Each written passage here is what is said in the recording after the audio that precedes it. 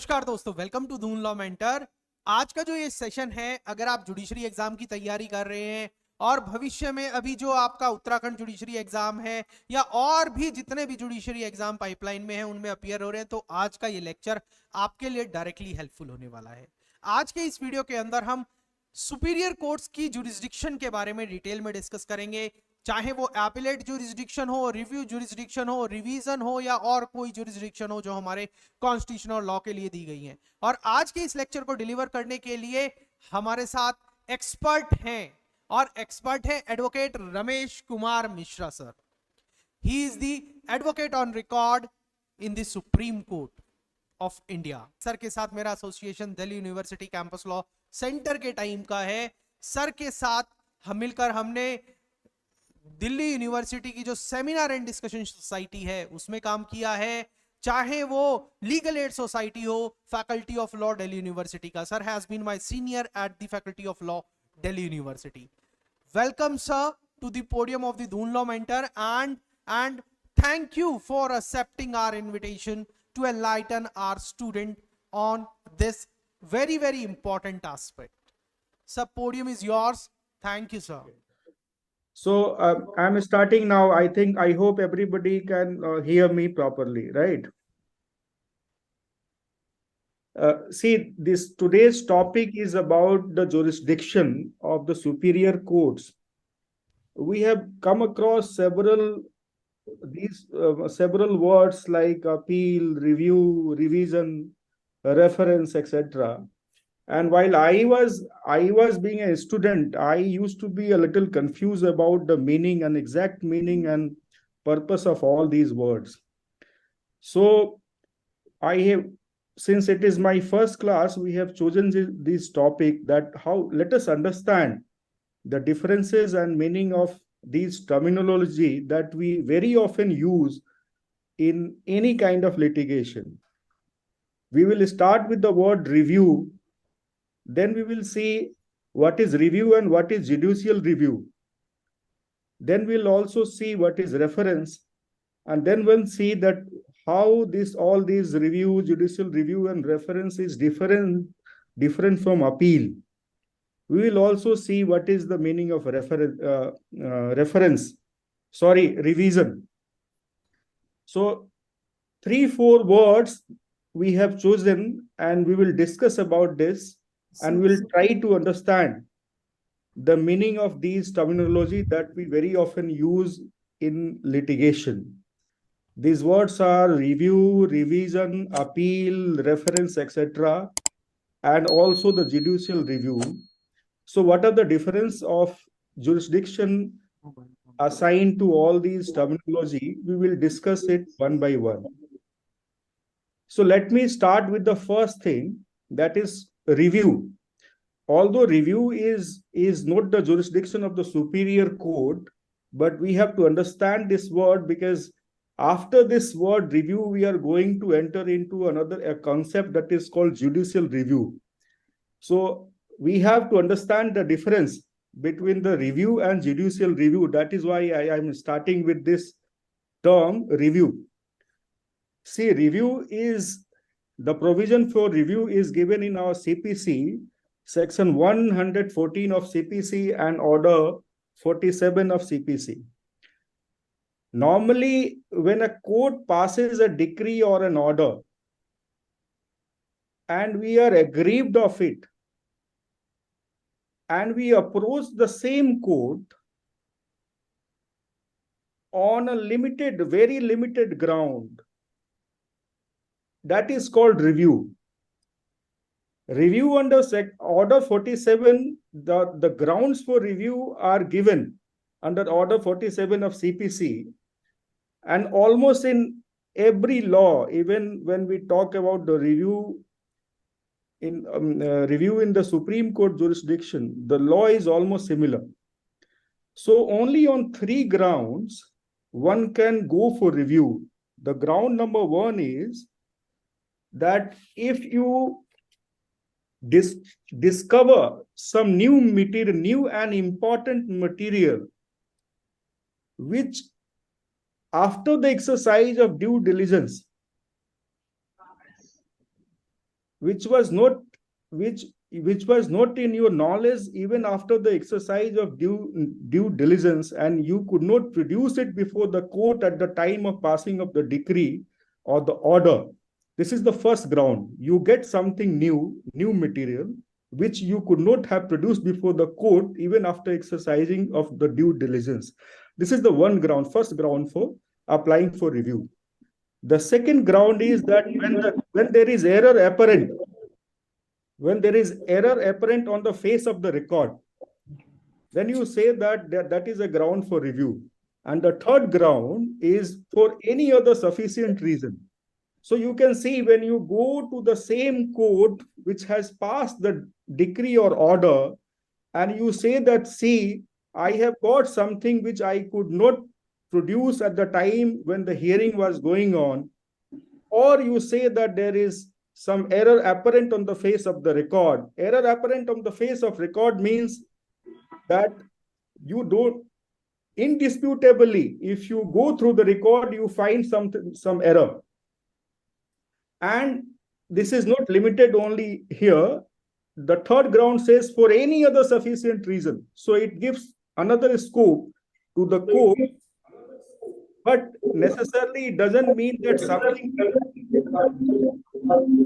something that you have already argued and which has already been considered by the court at the time of the hearing, that you can't raise under the review jurisdiction.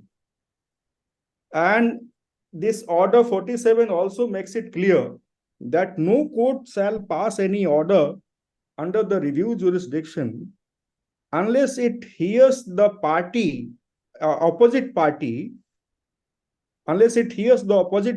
in whose favor the order was already passed. So this is the review jurisdiction when you apply to the same court.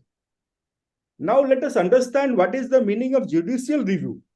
Both appears to be similar.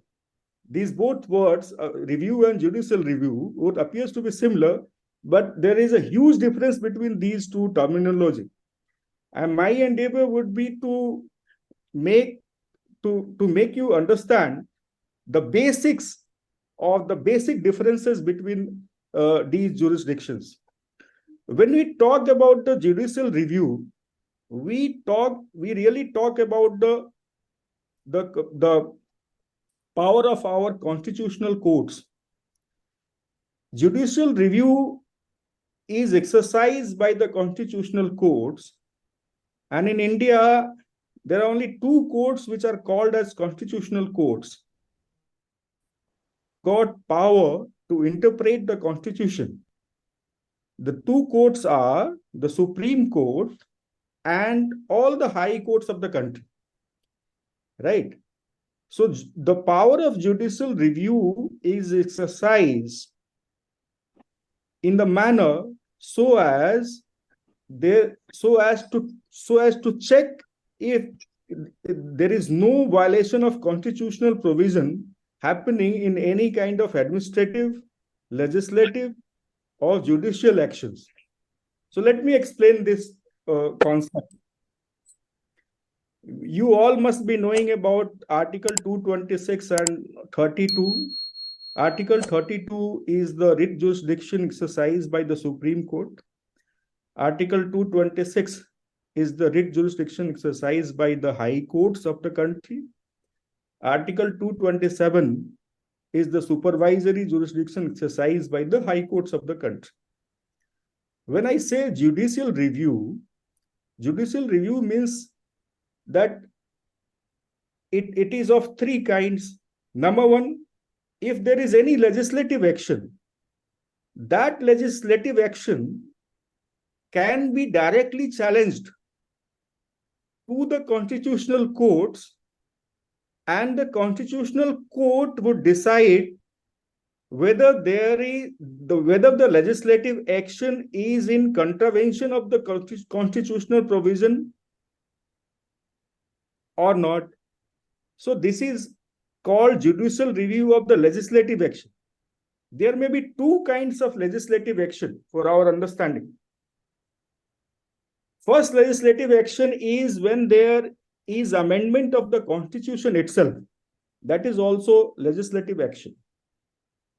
Suppose legislatures decide to amend the constitution, and any person aggrieved of that amendment invokes these jurisdiction of the High Court under 226 and the Supreme Court under Article 32, and asks these constitutional courts to examine whether this amendment is in accordance with the constitution or it is permissible under the constitution or not.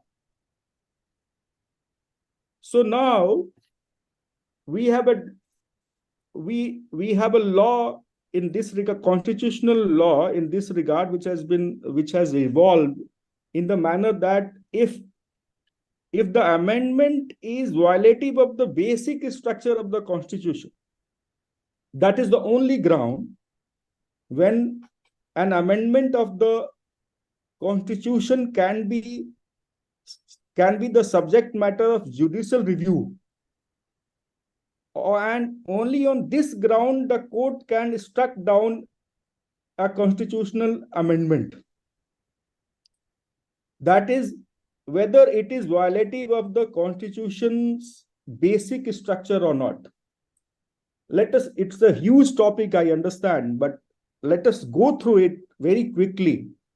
And I would be running as if I am telling a story about all these jurisdictions, because in 1.5 hours this all cannot be covered, but my endeavor is only to give you the glimpse.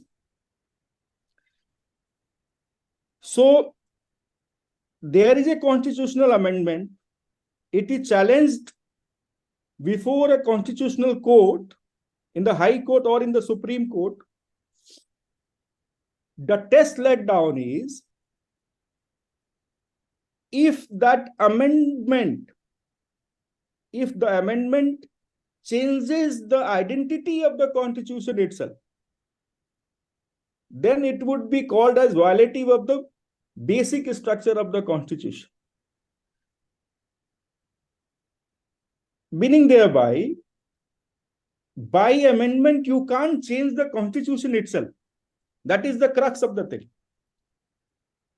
Amendment, of course, is a power given to the legislatures under the constitution, but by exercising this power, they cannot bring a new constitution. So this is called, if the provision of the amendment is such that the nature and identity of the constitution gets changes, then it would be the duty of the court to struck down such amendment, right?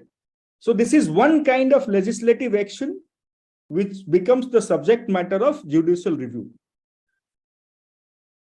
on the ground of basic structure, only when it is the matter is about the amendment of the constitution. Second thing is about any other legislative action, means if any law is passed by the parliament or by the state legislatures. This is the second kind of legislative action, when an ordinary law is passed. So what are the grounds on which an ordinary law can be challenged or can be made a subject matter of judicial review? When we started this topic of judicial review, it means that the court is empowered to look that whether this legislative action is in violation of the constitution or whether it is in consonance with the constitution, right? So for ordinary law, there are mainly two grounds on which the law is made the subject matter of judicial review. Number one, the legislative competency. Whether the legislature who enacted the law were competent to legislate that law. This is the first ground. We will not go into the detail, but you know that there is a 7th schedule under the constitution which talks about the union list and state list and the concurrent list, etc. So the first thing the court would do, or court would see, that the legislature, whether it is the state legislature or the parliament, was within its competence when they passed this law, right? The competence is examined. There are several principles. We will only touch those principles like pith and substance. The court checks that whether in pith, what is the actual purpose of the law. When the court has to examine whether a particular law falls within the legislative competence of the particular legislature or not, court looks into the pith and substance of the law. Then there is a concept of repugnancy also. When there is a conflict between the state-made law and the parliament-made law, to the extent the state-made law is in conflict with the parliament-made law, then the parliament-made law would supersede or make the state law repugnant. So these are the concepts by which the legislative competency is actually examined in the judicial review by these constitutional courts. The second and more important ground for challenging a legislative action is whether it is violative of Part 3 of the Constitution. You all are aware, I hope, of Article 13(2). Article 13(2) says that no law, and law is defined there. Law doesn't mean only law that has been enacted as an act. Even the ordinance, rules, regulations, which has the force of law, which has the authority of law. So no law shall violate the fundamental rights, right? So this is the another ground on which the ordinary legislative action is challenged before the constitutional courts, right? If the law is violative of fundamental right, then the law can be struck down.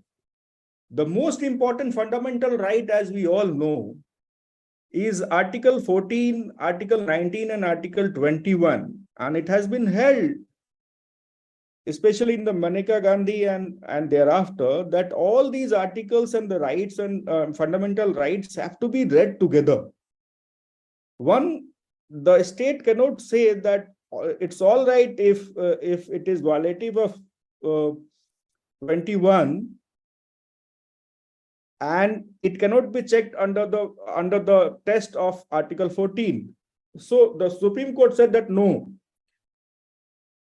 When you suppose a law, Article 21 says that you can't deprive a person's life and liberty without laying down a procedure established under the law.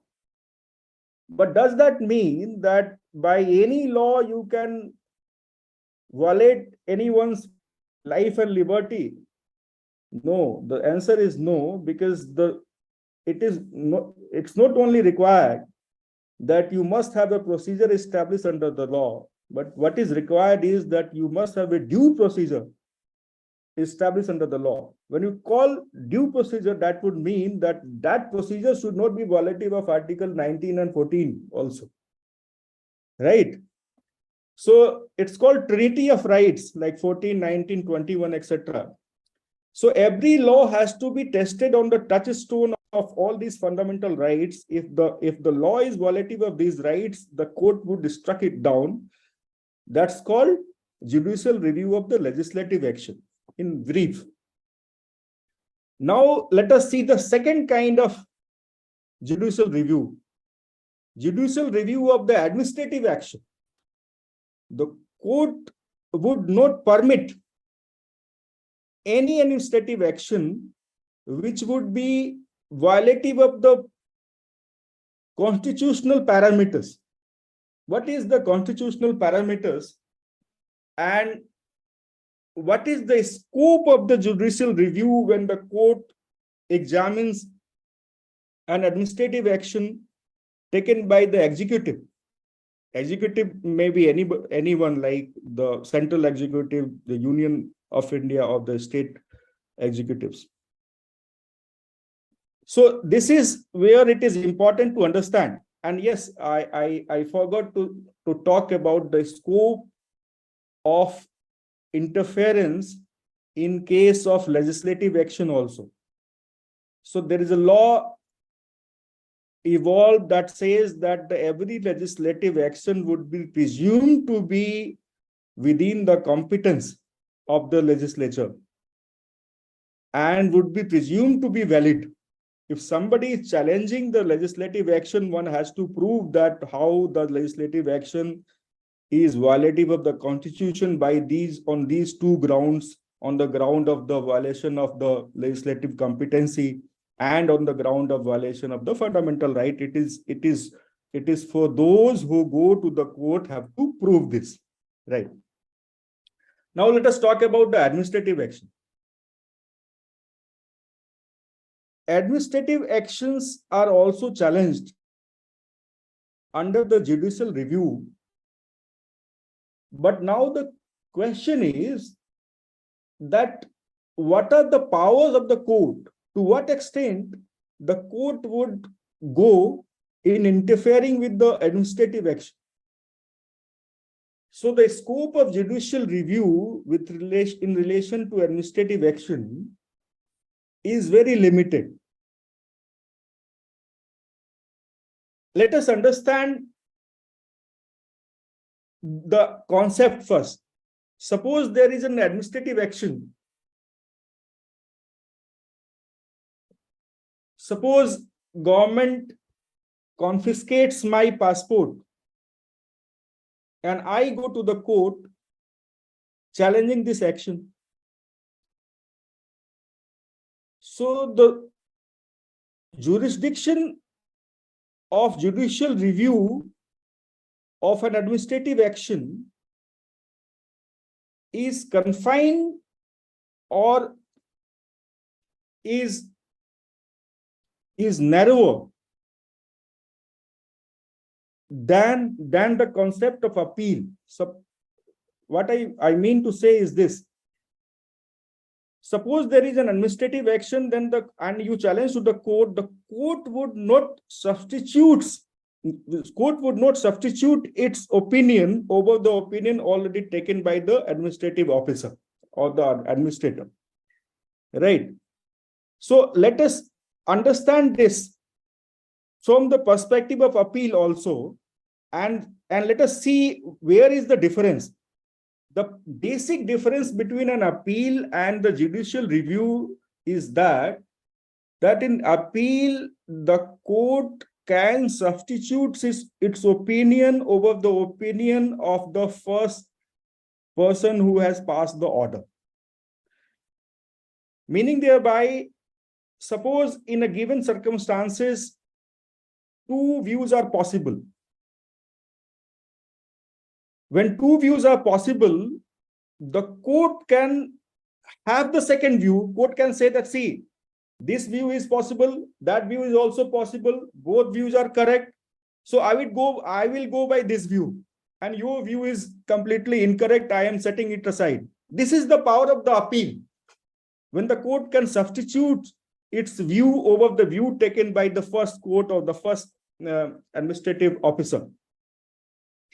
But this is not the power that is exercised under the judicial review. There is a huge difference. So therefore, I just gave an example of appeal because I wanted to create a difference between the appeal and the judicial review. In judicial review, what court sees is the procedural illegality or irregularity. What is procedural illegality? It's like illegality in the decision-making process. As I gave this example, that suppose my passport has been confiscated and I approach the court, court would examine it from the perspective or from the perspective that whether this decision-making process was illegal, irregular, or it was fine. What is the decision-making process? So the court, while exercising the power of judicial review, is not that concerned with the real decision, but it is concerned with the decision-making process, right? So what are those factors which actually influence the decision-making process? Like, suppose there is illegality of process itself is illegal. Suppose there is violation of natural justice, the opportunity to be heard has not been provided. Suppose there is irrationality of the decision. Irrationality means it doesn't look logical, right? So only looking from the macroscopic point of view, if the decision appears to be thoroughly wrong and as if no reasonable person would have arrived to that decision in the given circumstance, only then the court interferes, right? So there are tests laid down how to examine the administrative action or what are the scope of jurisdiction under the judicial review of administrative actions. And the tests can be like reasonableness. The decision should be reasonable. And you can see it is flowing from the Article 14. Article 14 says, Article 14 is the gist of Article 14 is the rule of law. And equality is antithetical to arbitrariness. So something which is arbitrary or not supported by reason or not reasonable would be violative of Article 14 itself. So the test for judicial review, it is falling from the fundamental rights itself, but the test can have different names and all. So the reasonableness, rationality, proportionality. What is rationality? So decision of the administrative authority must be rational. Any reasonable person should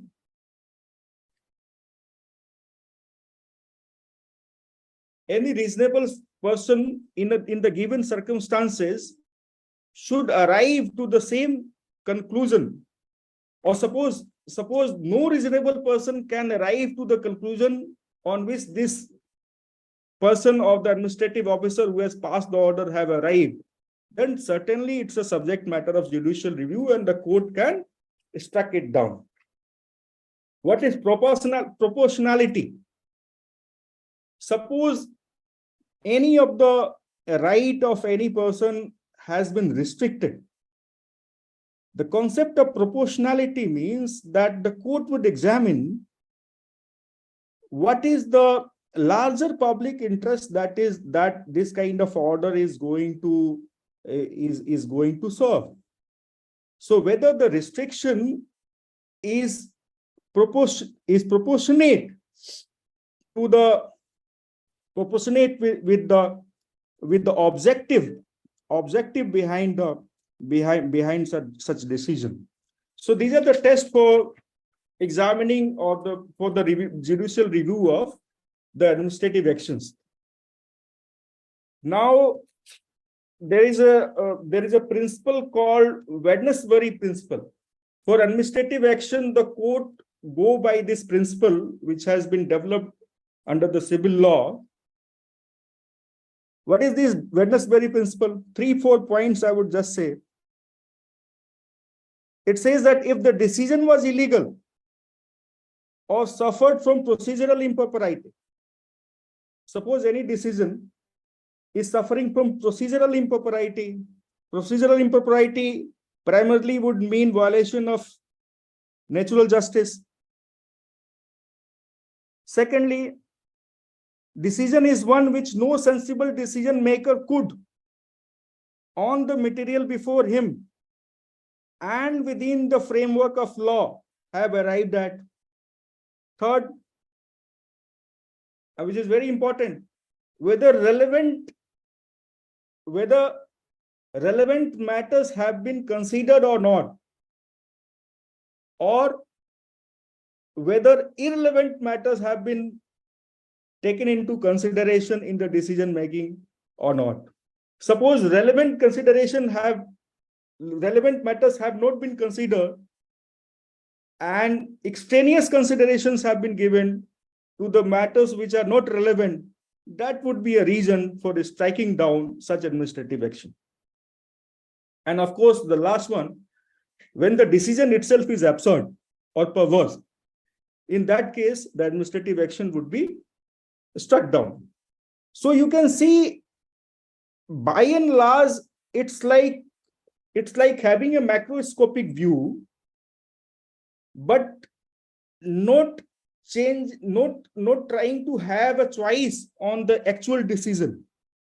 If the process, everything appears to be fine, even if several views are possible and one view is taken by the officer who has passed the order or the administrator who have taken the decision, then the court will not interfere, or in court will not substitute its view over the view taken by the administrative officer. That is the crux of it.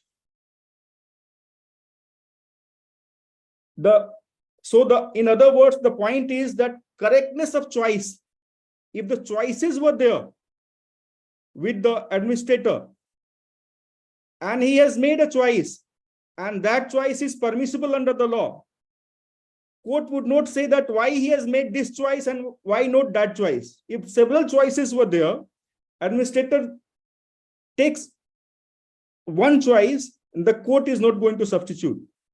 But when you see in appeal, the court has power to substitute. If different choices are there, the court will say that no, your choice is wrong, my choice is fine. So that will substitute, my choice will substitute yours, right? So this is here lies the difference. Now see, for judicial review, when we are talking about the judicial review, let's talk also about Article 226 and 227.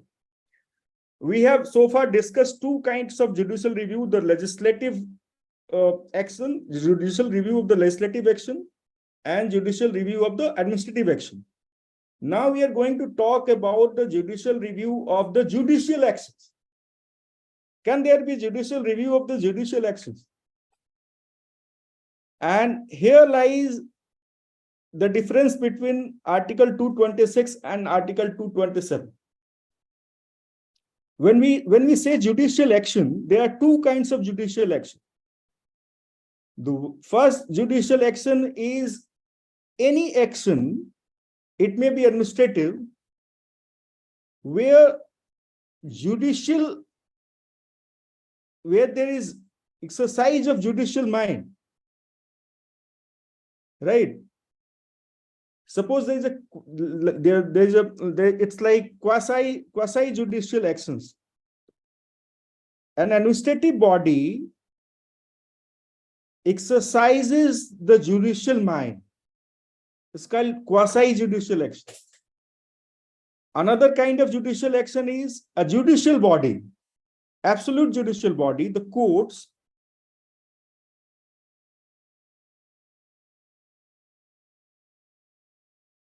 About Article 226, and we are discussing the judicial review. One thing would come in your mind, that is the writ of certiorari. I'm not talking about the other writs, because other writs like mandamus and all is not actually, when you go to the court under 226, under writ of certiorari, and you ask the court to quash a judicial action or administrative action or legislative action, right? So that falls under the scope of writ of certiorari. Writ of mandamus is that when you go to the court and say that certain direction or the order of mandamus should be given to a person who is statutorily bound to do that, or the legally bound to do that work, and he is not doing it. So we are not talking about that. You are talking about the writ of certiorari. So the question arose that can a court under Article 226 issue a writ of certiorari against the judicial order? This was the subject matter. This was the subject matter which has finally been resolved by the Supreme Court in Radheshyam versus Shavinath. If you want to note the citation, that is 2015 5 PSCJ page 423. So the question was that can judicial order be made amenable to the writ jurisdiction of 226? Suppose there is an order passed by a subordinate court. Suppose Sessions Court or the learned ADJ passes an order. You challenge that order under Article 226.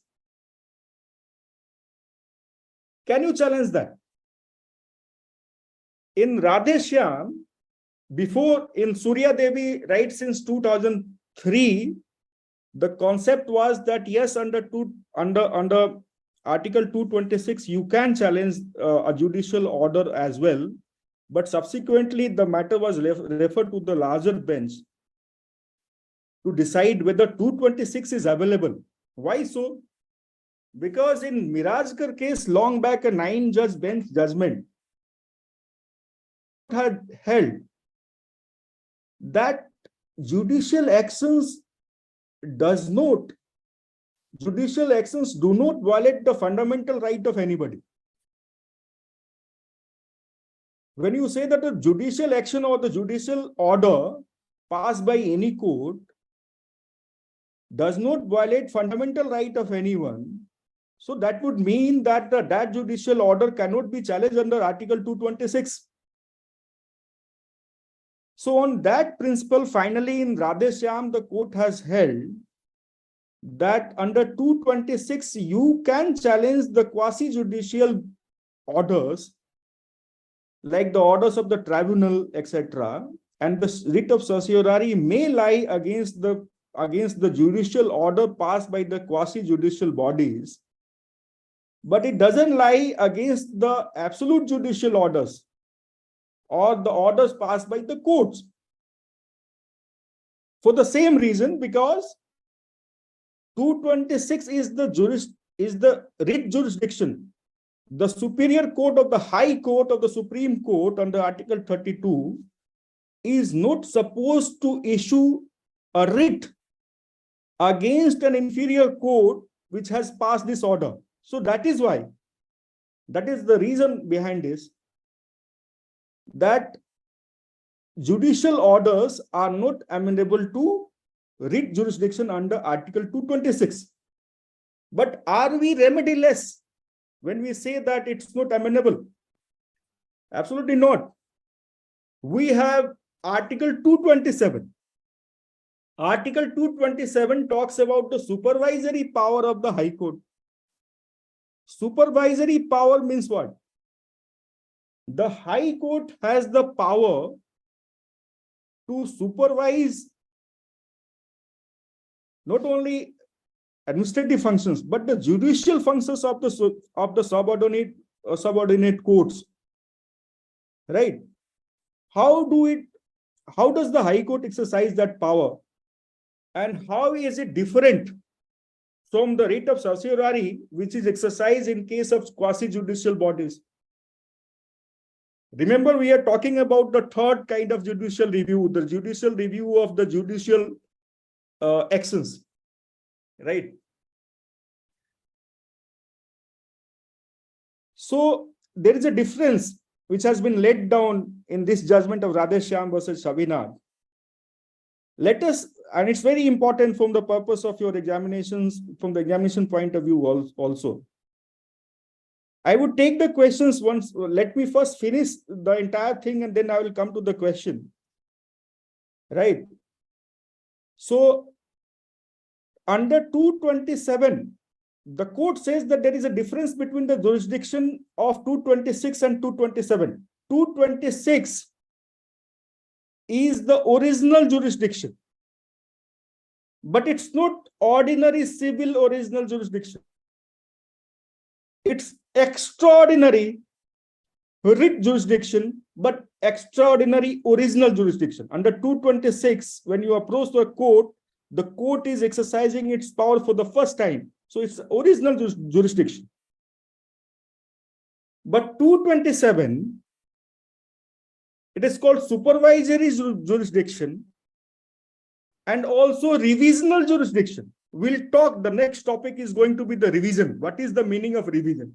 But you will have the glimpse of the meaning of revision when we are discussing this 227. So the court says that under 227, the High Court exercises the some sort of appellate or revisional jurisdiction. It's not original jurisdiction. But what difference does it make? When you are a litigant or when you are a lawyer, when you are going to argue, this original jurisdiction under 226 and this revisional or appellate jurisdiction under 226, 227, what difference does it make? The difference is, see, right from the Wednesbury principle, the scope of interference under judicial review is limited to quashing or setting aside a wrong order and wrong action, wrong administrative action or wrong legislative action, right? But the court cannot, once you set aside, you remand it back to the same administrative authority. But you can't say that, see, you confiscated this man's passport, but now I order you to do something more. Under 226, you can't do it. You can only set it aside. You can say that, see, this action is wrong, and therefore this action we are striking it down. Nothing more than that, because you are exercising the original jurisdiction and you are not supposed to substitute your choice over the choice of the administrator. You may have a choice, but you can't exercise your choice here. You can only say that whether the action was right or wrong. If it is wrong, it's invalid. It's quashed. Nothing more. That is the jurisdiction under 226. It applies in all cases. The court cannot say that this legislative action is wrong. So therefore, we propose that in place of this provision, there should be a provision like this. The court cannot make its choice. Similarly, in administrative action also, the court cannot make its choice. Under 226, while dealing with the quasi-judicial orders or action, the same thing, the court can only set it aside. Suppose you have challenged an order of the tribunal before the High Court can only set aside if it finds that the order was wrong. But the scope of jurisdiction under 227 is larger than the jurisdiction under 226. Why so? Because here, since the court is exercising the revisional or a power which is some sort of, not completely appellate, but some sort of appellate power, so therefore, the court can also give further direction, or the court or the High Court can further guide the inferior courts that, you see, you have done this, here lies the wrong, and we are directing you to do it in this way. So this is possible under Article 227. So that's the main difference between Article 226 and 227.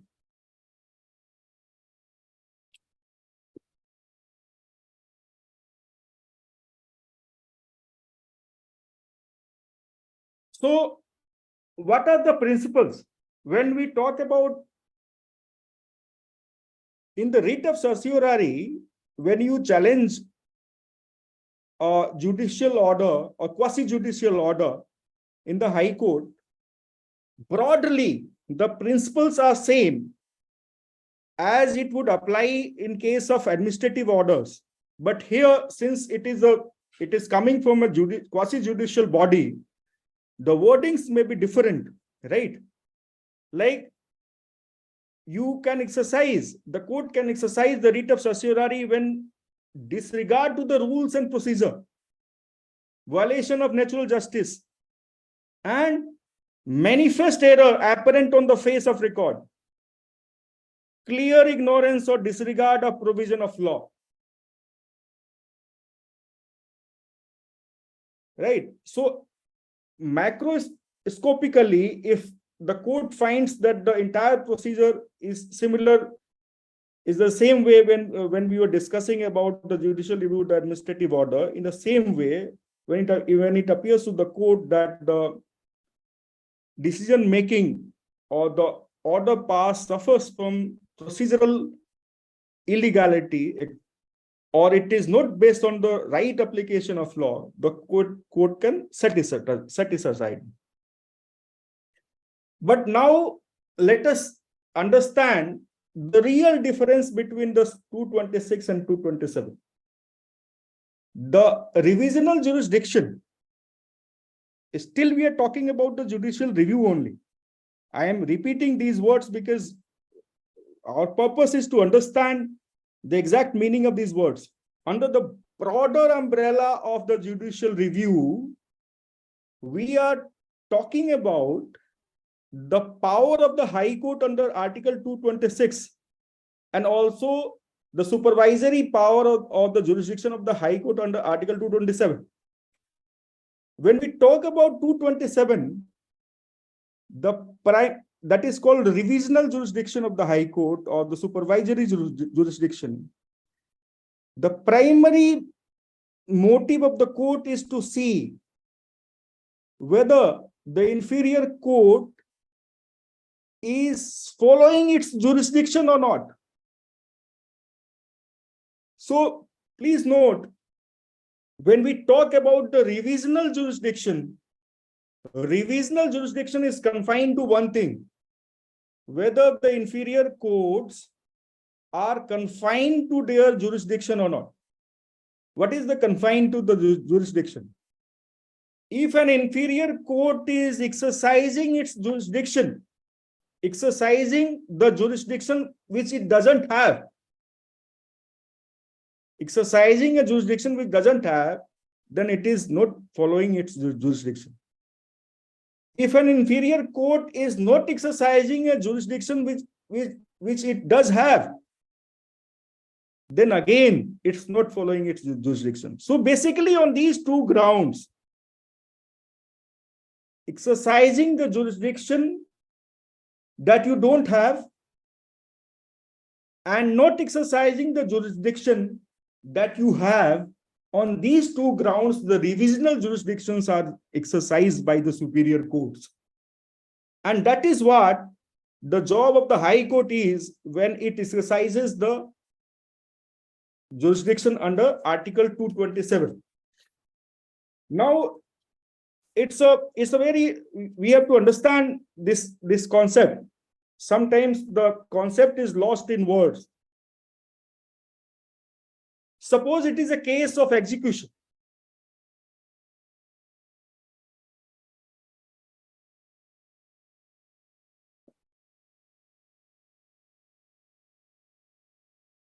I said that we will deal with the questions. I can see one question, but we'll deal with it.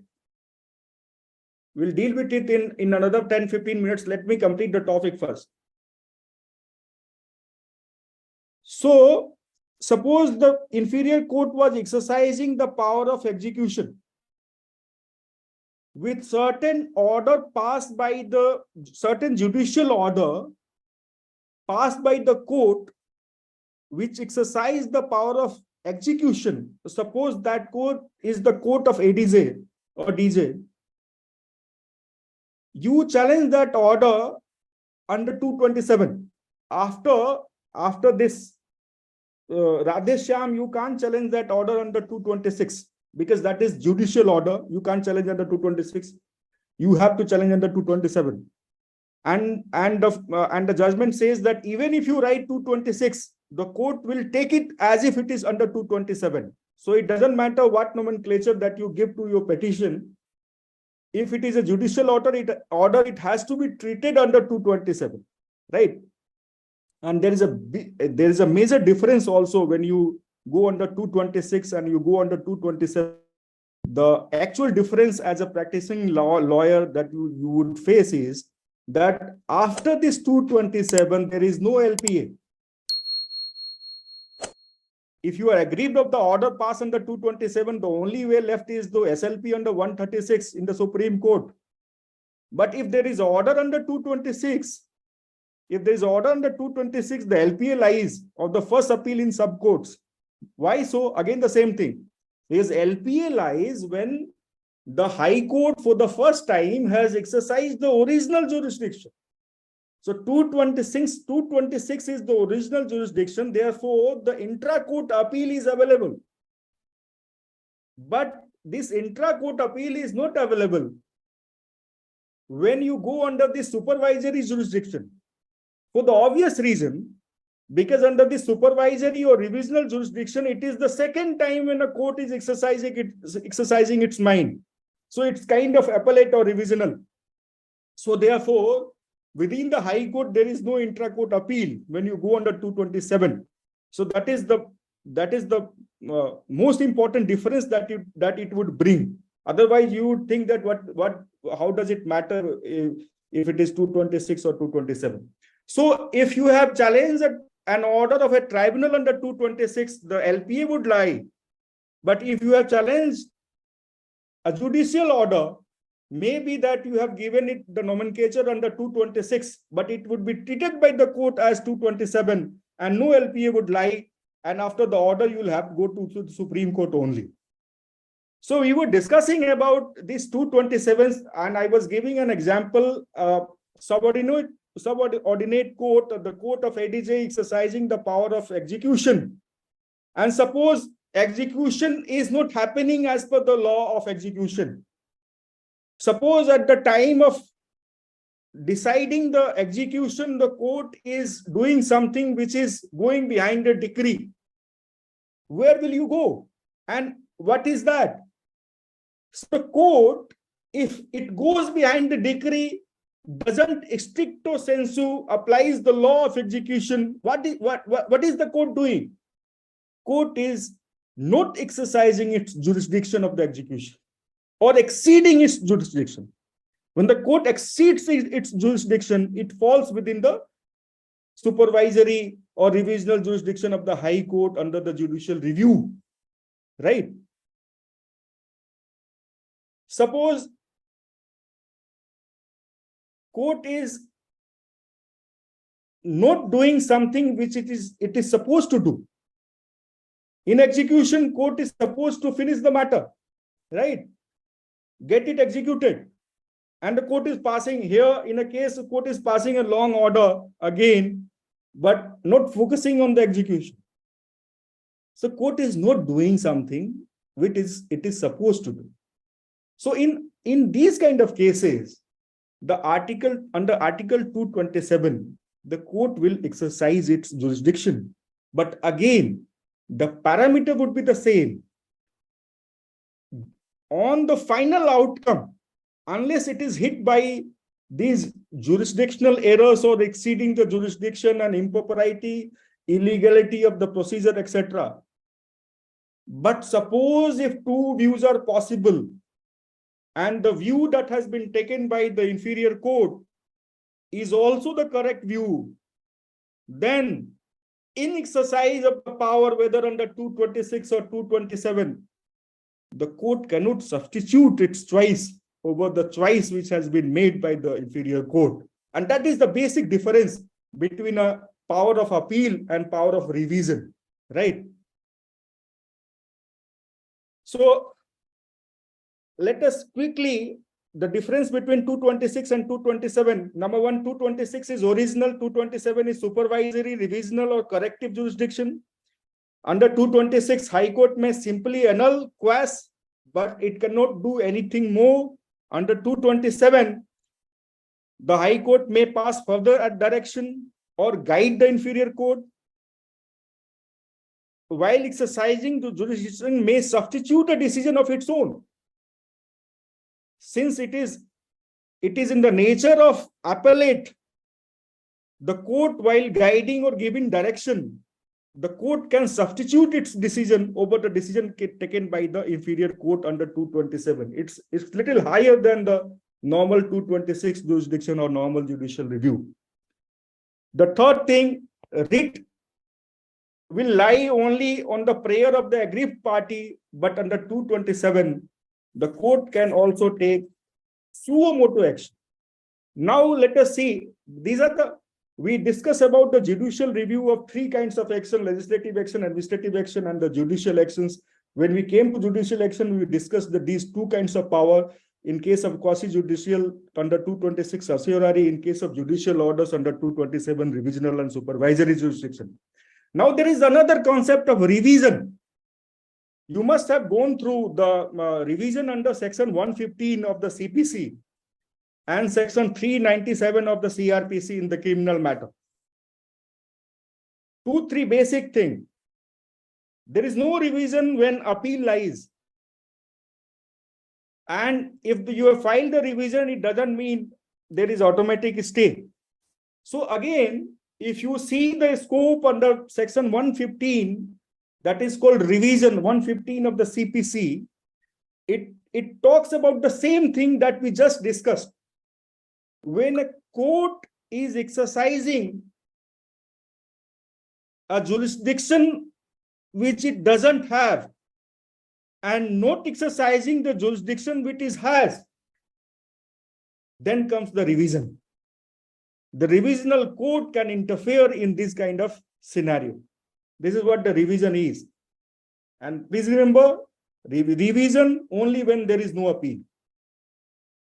Now let us see what is appeal. Appeal is altogether different than all these concepts that we have just gone through. Right from the first concept, the review to the same court, and then the concept of judicial review, the constitutional power of the High Court and the Supreme Court to review all sort of actions, legislative, administrative, and judicial. And then we have seen the revisional power. You please understand one more thing. Review, revision, appeal. These three words. All these three words are statutory jurisdiction. Unless it provides for the same, you cannot have these kind of exercise of power. Review to the same court, revision and appeal. Unless the statute provides for the same, you cannot go. But 226 and 227, since it is in the Constitution, so even if you don't have this revision under the statute, even under 226 is always there. Nobody can curtail the power of the High Court under 226. Why so? Because the entire thing that we just discussed, the entire scope of judicial review, that is in itself is the basic structure of the Constitution. That's what the L. Chandra judgment says.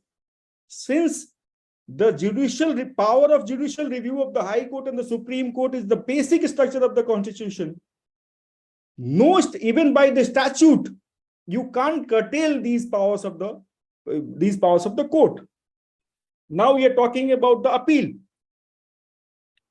So appeal is from original decree. You must be knowing the difference between a decree and ordinary order. When the dispute between two parties gets settled, finally adjudicated, that is called decree. If it is not finally adjudicated, it may be order. Right? So appeal is against a decree. But if the decree or the final adjudication is based on the consent, there is no appeal. Right? And then appeal is under 96 of CPC.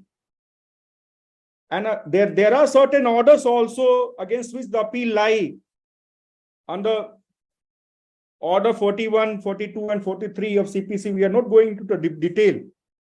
But what is important, and that I must point it out, in CPC, if you see, there is a separate provision which talks about the power of the appellate court. And in this provision, section 107 of CPC, the clause 2 of section 10 of CPC says, the appellate court shall have the same power and shall perform as nearly as may be same duties as are confirmed and imposed by this code on court of original jurisdiction. So when we talk about the power of the appellate court has the same power as has been confirmed by the civil code on the court of the original jurisdiction. Now you try to get sense from this. If I am the appellate court, I am exercising the same power as has been exercised by the original court. So I can very well substitute. If two views are possible, I can very well say that, see, your view is wrong and my view is correct, because I am exercising the same power. This is the crux of it, which we need to understand. But this kind of power is not available under judicial review or under revision or under the supervisory jurisdiction of the High Court. So this is the main thing. Apart from that, there is one another jurisdiction, that is jurisdiction of special leave to appeal under 136 to the Supreme Court. I am not going into the detail, but I would only say that that's the discretionary jurisdiction when the court decides to hear a matter as an appeal or not. This is called special leave to a petition for a special leave to appeal under 136. If you see the provision under 136, Article 136 of the Constitution, any order can be challenged before the Supreme Court under 136. But usually they would not accept if it is not coming from a high court and if you have any remedy available in any court inferior to the Supreme Court. Normally, the Supreme Court and the High Court are the constitutional courts, and the High Court are not formally called as inferior court to the Supreme Court. But yes, under 136, since the Supreme Court has power to examine any order passed by the High Court or any final order, so it can be said loosely that the Supreme Court also exercises a sort of supervisory jurisdiction, not administrative wise, but on judicial side over the High Court. Right? So now let us take the questions. I think we have another 20-25 minutes. Okay. I could not see the messages. Okay.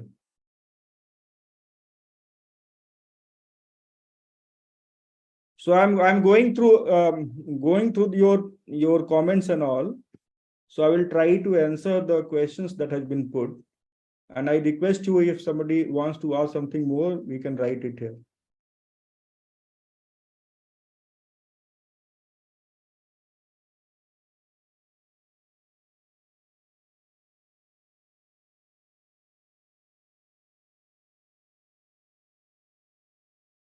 See, मैं हिंदी में बात कर सकता था, लेकिन normally जब legal topic पे बात करते हैं तो बाई प्रैक्टिस जो ये सारे वर्ड्स जो है वो इंग्लिश में ही आते हैं, तो it becomes very convenient for us when we talk in English. लेकिन अगर आपको कुछ ऐसा लगता है जहाँ पे आपको बात समझ में नहीं आई हो तो आप इसमें प्लीज बताइए. हम लोग उसमें language should not be the barrier.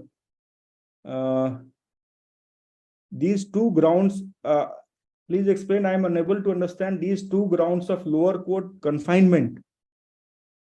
So what if court exceeds jurisdiction? What if court exceeds jurisdiction? Yes, जैसे आपने ये लिखा है, प्रकृति ने लिखा है कि what if the court exceeds jurisdiction.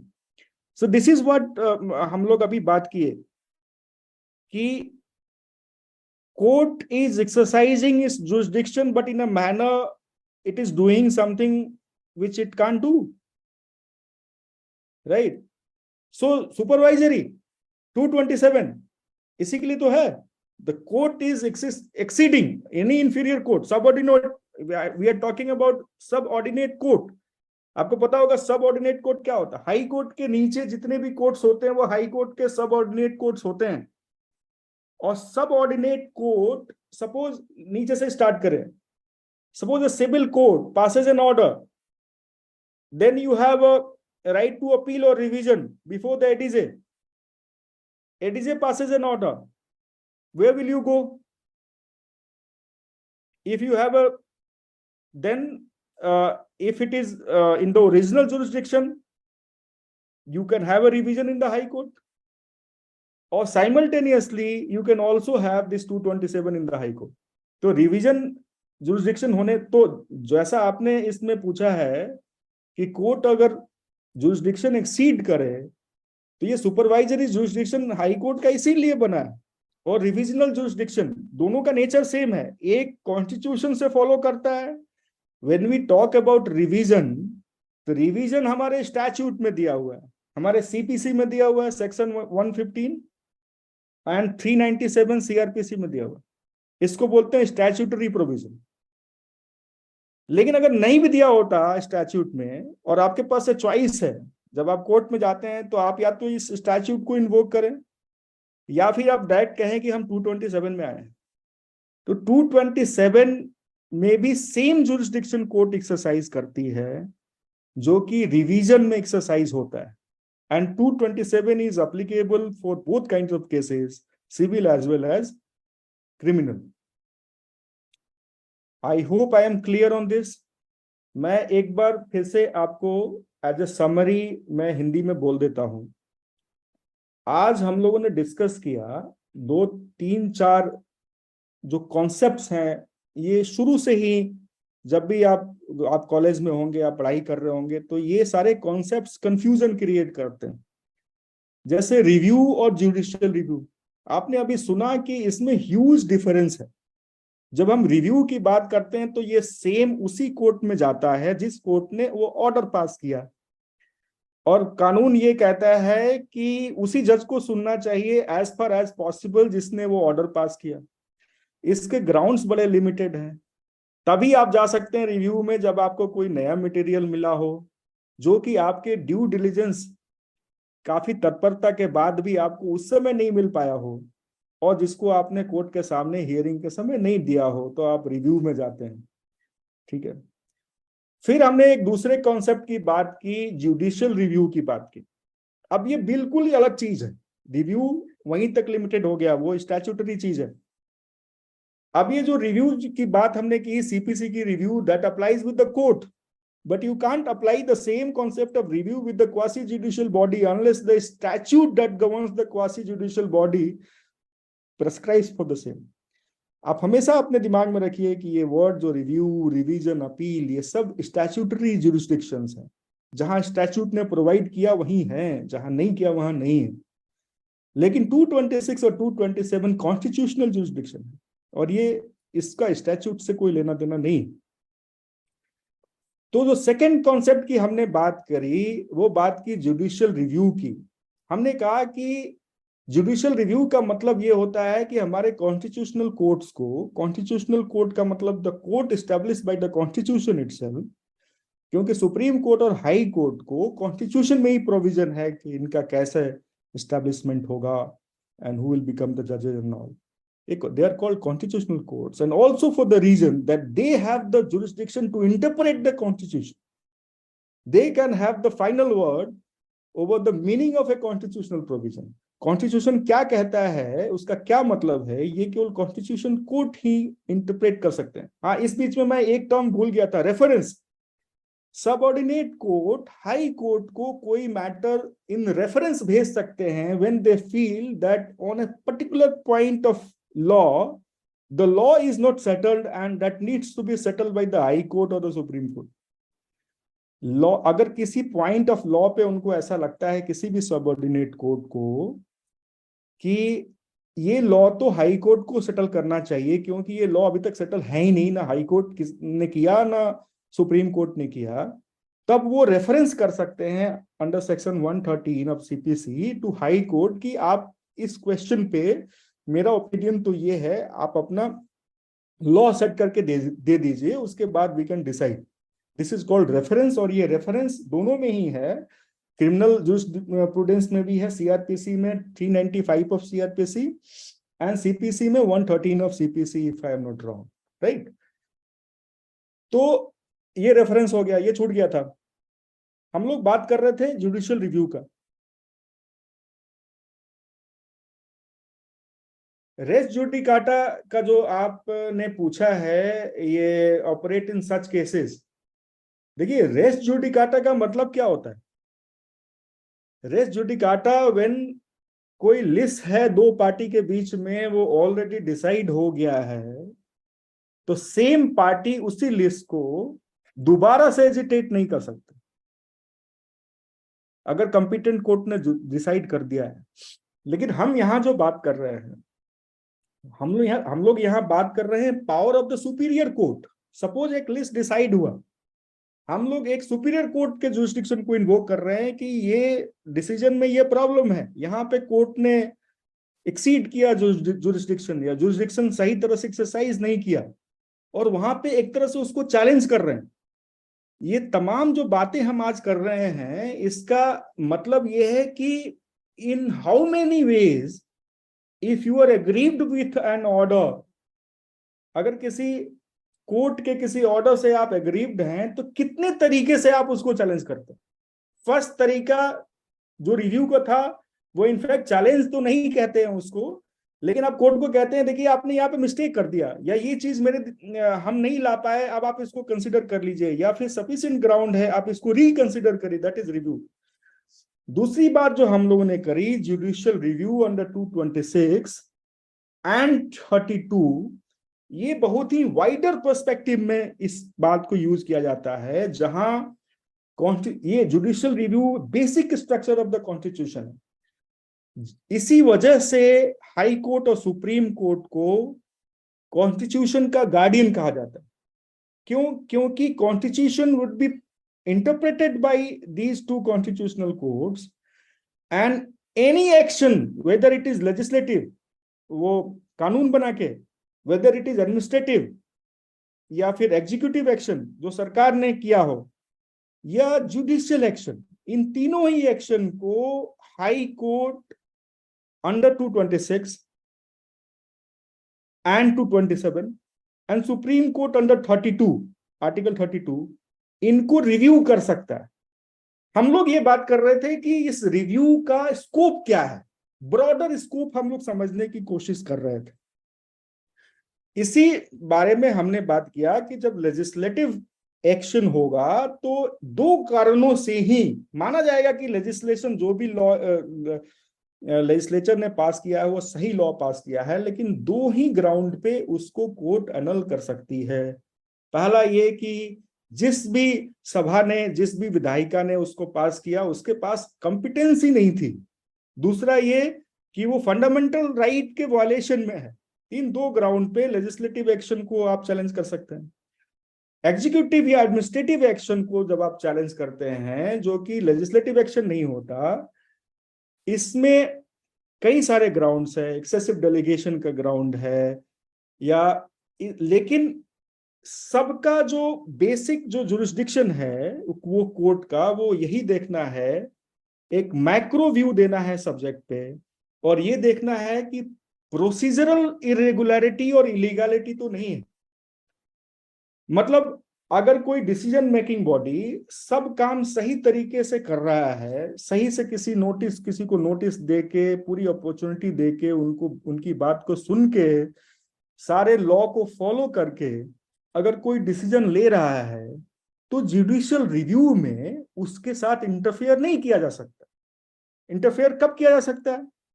जब एक तो प्रोसीजरल इम्प्रॉपरिटी हो, सामने वाले को बुलाया नहीं गया, उससे पूछा नहीं गया कि उसको कोई अपॉर्चुनिटी ऑफ हियरिंग नहीं दी गई अपनी बात कहने की, ये प्रोसीजरल इम्प्रॉपरिटी है। जो रेलेवेंट लॉ है और उसको कंसिडर नहीं किया गया, एक्सटेनियस कंसिडरेशन, जो रेलेवेंट मैटर है, मटेरियल है, उसको कंसिडर नहीं किया गया, कुछ और चीजों को कंसिडर कर लिया गया। इरेशनल, बिल्कुल लॉजिकल नहीं है बात। इरेशनल हो गया तो आर्बिट्ररी भी हो गया, हिट बाय आर्टिकल 14 भी हो गया। इस पे जजमेंट्स है कि एनी स्टेट एक्शन, सरकार का कोई भी एक्शन हो, वो आर्बिट्ररी नहीं हो सकता, वो मस्ट बी रीजनेबल, रीजन से सपोर्टेड होना चाहिए, किसी को देख के लगे हाँ ये बात तो सही है। तो जुडिशियल रिव्यू का ये स्कोप होता है कि जब सारी चीजें ऊपर से ब्रॉडली सही नजर आ रही हैं, तो चॉइस ऑफ डिसीजन जो है उसमें सुपीरियर कोर्ट्स जो हैं, या जो हाई कोर्ट अंडर 226 और अंडर 32 सुप्रीम कोर्ट, उसमें इंटरफेयर नहीं कर सकता। जब ब्रॉडली सब कुछ सही है तो डिसीजन भी सही है। अगर सारे प्रोसीजर को फॉलो करने के बाद अगर टू व्यूज वर पॉसिबल, दो चीजें हो सकती थी, और कोर्ट को लगता है कि जो नीचे के अथॉरिटी ने किया वो भी सही था और ये भी हो सकता था, as per the aggrieved person, the court will say कि नहीं, जो किया वही ठीक है। कोर्ट ये नहीं कहेगी कि नहीं, अगर दो चीजें हो सकती थी तो जो मुझे अच्छा लग रहा है उसको लगाओ, ये नहीं कर सकती। ये है जुडिशियल रिव्यू, जहां ब्रॉडली टेस्ट देखा जाता है कि डिसीजन मेकिंग प्रोसेस आपका सही था कि नहीं था। एक्चुअल डिसीजन में इंटरफेयर नहीं किया जाता है अनलेस की डिसीजन मेकिंग प्रोसेस ही गलत हो, अनलेस की डिसीजन बिल्कुल इरेशनल हो, परवर्स हो, एब्सर्ड हो, तभी ऐसे में इंटरफेयर किया जाता है। तो एक तीसरी बात हमने की कि अगर जुडिशियल ऑर्डर हो तो उसका क्या करें। जुडिशियल ऑर्डर को अगर क्वासी जुडिशियल बॉडी ने पास किया है तो 226 में जा सकते हैं, रिट ऑफ सर्चुरारी मांग सकते हैं, उसमें भी टेस्ट यही होगा, अपील वाला टेस्ट नहीं होगा वहां भी। और एक फायदा ये होगा कि चूंकि 226 में original jurisdiction high court exercise करती है, इसलिए आपको एक इंट्रा कोर्ट अपील भी मिलेगा उस डिसीजन को चैलेंज करने के लिए उसी कोर्ट, उसी हाई कोर्ट में। लेकिन अगर ये जुडिशियल ऑर्डर को आप चैलेंज करने जा रहे हैं तो लॉ ये है कि किसी भी जुडिशियल ऑर्डर से किसी का फंडामेंटल राइट वायलेट नहीं होता है। तो जुडिशियल ऑर्डर को चैलेंज करने का ऑन एनी ग्राउंड, जैसे मान लीजिए कि आपका ग्राउंड है कि जुरिस्डिक्शन एक्सरसाइज नहीं किया या फिर जुरिस्डिक्शन एक्सीड कर गया, तो उन सब का टेस्ट वो 227 में आप जा सकते हैं। लेकिन 227 में भी कोर्ट को देखने का नजरिया यही होगा, जुरिस्डिक्शनल एरर को ही कोर्ट देखेगा। Procedural, suppose there is a law which was required to be implemented while taking the decision by the subordinate court, अगर उसी लॉ को फॉलो नहीं किया गया तो ये क्या, ये एक्सरसाइज ऑफ जुरिस्डिक्शन, ये रॉन्ग एक्सरसाइज ऑफ जुरिस्डिक्शन है। अगर रेलेवेंट लॉ को उसमें नहीं अप्लाई किया गया तो ऑर्डर इलीगल है, और therefore it can be challenged under the this supervisory jurisdiction. और आपने देखा कि 226 और 227 में क्या डिफरेंस है। ठीक उसी तरीके से एक वर्ड और है, वो जिसको कहते हैं रिवीजन। अब ये जो रिवीजन है और सुपरवाइजरी जुरिस्डिक्शन है या रिव्यू, जुडिशियल रिव्यू का जुरिस्डिक्शन है इंटायरली 226 का, इसमें कोई बहुत फर्क नहीं है। फर्क बस इतना ही है कि रिवीजन एक स्टैट्यूटरी राइट आपको मिल गया, जहां अपील नहीं हो वहीं पे हम जा सकते हैं। तो रिवीजन में भी यही चीजें देखी जाती है। आपके सेक्शन 115 ऑफ सीपीसी में बहुत ही क्लियरली ये लिखा गया है कि जहां कोर्ट एक्सरसाइज जुरिस्डिक्शन है और नहीं कर रही है, और नहीं है वो कर रही है, तो आपका रिवीजन बनता है। रिवीजन में एक और चीज महत्वपूर्ण है कि जो सुपीरियर कोर्ट जो होता है वो इंफीरियर कोर्ट का पूरा रिकॉर्ड मंगा सकता है अपने सामने और उसको एग्जामिन कर सकता है, क्योंकि सुपीरियर कोर्ट एक्चुअली क्या कर रहा है, देख रहा है कि डिसीजन मेकिंग प्रोसेस जो है एक्सरसाइज ऑफ जुडिशियल पावर वो प्रॉपर तरीके से हुआ है कि नहीं हुआ, वो पूरी तरह से एग्जामिन कर सकता है। डिफरेंस 226 और 227 में ये है कि एक बार आपने 226 में भी आप रिकॉर्ड मंगा सकते हैं अंडर रिट ऑफ सर्सियोरारी, लेकिन एक बार आपको लग गया कि ये डिसीजन गलत है तो आप केवल उसको सेट असाइड क्वैसिंग कर सकते हैं, उसके आगे कुछ नहीं कर सकते। अंडर 227 में या रिविजनल जुरिसडिक्शन में आप इंफीरियर कोर्ट को फर्दर गाइड भी कर सकते हैं, डायरेक्ट भी कर सकते हैं, और आप उसके एक अपना चॉइस भी दे सकते हैं उसको कि आपको ऐसे करना है। तो this is the basic difference. और उसके अलावा हम लोगों ने देखा ये अपील का जुरिसडिक्शन, और उसके बाद सेकंड अपील भी है। I think section 95 is the appeal, 96 of CPC is the appeal, 107 of CPC talks about the appellate power। बहुत क्लियरली वहां पे लिखा है अपीलेट कोर्ट को वो सारे पावर होंगे जो ओरिजिनल कोर्ट को, ओरिजिनल जुरिसडिक्शन वाले कोर्ट को इस कोड में दिए गए हैं। तो जब आपको अब मतलब वही काम आपको फिर से करना है, since you are the different person, you can apply your mind differently, you can completely appreciate the entire evidence differently, you can even permit a party to bring additional evidence, yes of course on the subject to fulfillment of certain condition, but आपको पूरा काम आपको फिर से आप अपने ढंग से कर सकते हैं, दिस इज कॉल्ड अपील। लेकिन ये काम आप रिवीजन में और जुडिशियल रिव्यू में नहीं कर सकते।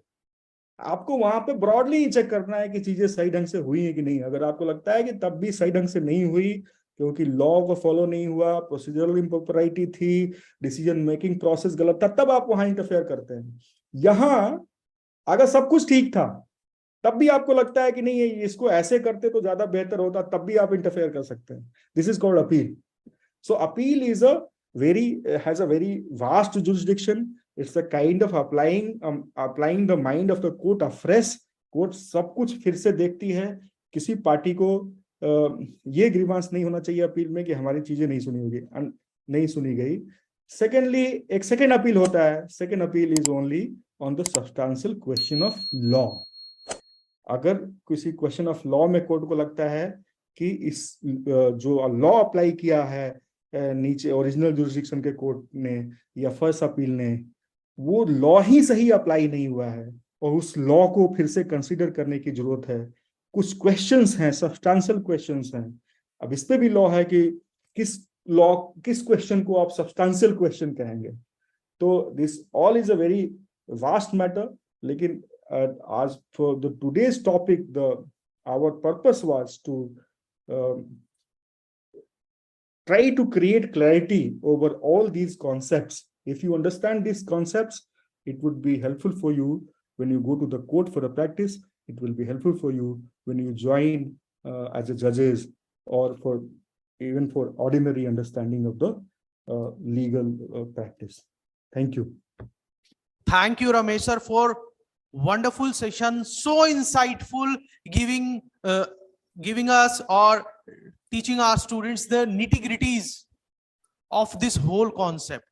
अपील क्या होती है, रिवीजन क्या होती है, और different jurisdiction of superior court, review का होगा, कैसे फाइल होगा, क्या जिस कोर्ट ने कोई ऑर्डर पास किया है उसी को हम रिवीजन के लिए भेज सकते हैं, उसी को रिव्यू के लिए भेज सकते हैं।